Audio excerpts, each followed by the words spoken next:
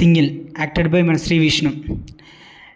చూడొచ్చు భయ్య, సినిమా చాలా బాగుంది. ఎంటర్టైన్మెంటు ముందుగా ఇందులో రొటీన్ స్టోరీ అనుకోండి, ఎప్పటిలాగానే లవ్ స్టోరీ.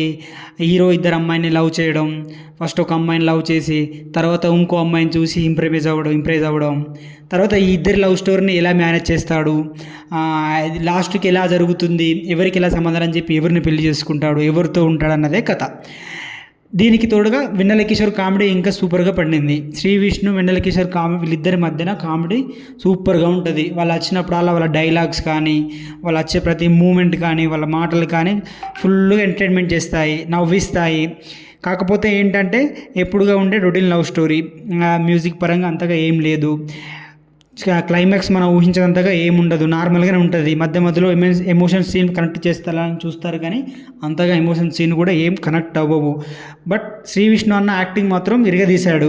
ఎప్పటిలాగానే మాటలతో పంచులు వేయడం, ఆ జోక్స్గా మాట్లాడడం, ఇంకా దానికి తోడు వెన్నెల కిషోర్ కామెడీకి అయితే సూపర్ అనుకో. అసలు చెప్పాలంటే దీనికి రెండో హీరో ఉండొచ్చు ఈ సినిమాకి, సెకండ్ హీరో ఉంటారు కదా, అలా ఉంది అసలు సినిమా. ఇది స్టోరీ. అన్న ఒక బ్యాంకులో పనిచేస్తాడు, పనిచేసి చేస్తాడు. వెన్నెల కిషోర్కి ఒక అమ్మాయిని లవ్ చేసి పెళ్లి చేయకపోయిన సంబంధంలో మన శ్రీ విష్ణు, అదే విజయ్ సినిమాలో పేరు, అమ్మాయిని చూసి లవ్లో పడతాడు. ఆ అమ్మాయితో లవ్ స్ట్రాక్ సాగించేంతనే మధ్యలో ఇవాన అని ఈమె ఎంట్రీ ఉంటుంది. ఈమె ఎంట్రీ చూసి ఈమెతో లవ్లో పడతాడు. వీళ్ళిద్దరు లవ్ స్టోరీ ఎలా నడిపిస్తానన్నదే స్టోరీ. మొత్తానికి ఇదే భయ సినిమా అయితే చూసేసా, చాలా బాగానే ఉంది. ఫుల్ ఎంటర్టైన్మెంట్, చూడొచ్చు, నవ్వుకోవచ్చు, ఎక్కడగా బోర్ అనిపించదు.